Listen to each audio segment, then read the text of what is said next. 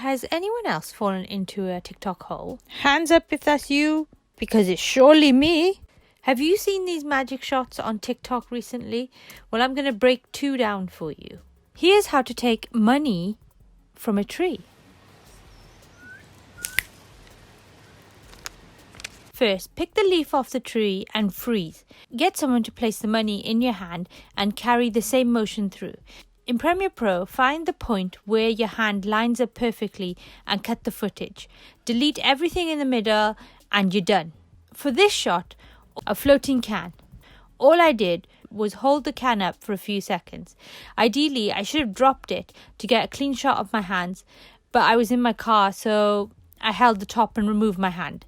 Then take a clean shot of your location. From there, in After Effects, I found a good shot of the can and freeze framed it by right-clicking, then time, and then freeze frame. Then masked it out. By this point, I realized my fingers were still covering the can. Found another shot of the can that was clean, freeze framed it, masked it out, and put this into place and added a feather of 26. From here, I masked out the can that was moving and added a small feather. Then this left the motion of my hand behind. Then I placed a clean shot behind everything, and there you go, a floating can.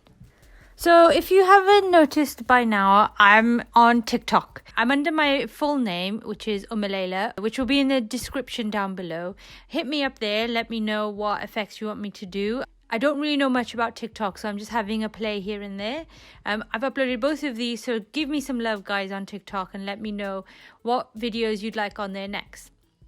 And as always, smash the like button, hit the subscribe button, and as always, stay inspired.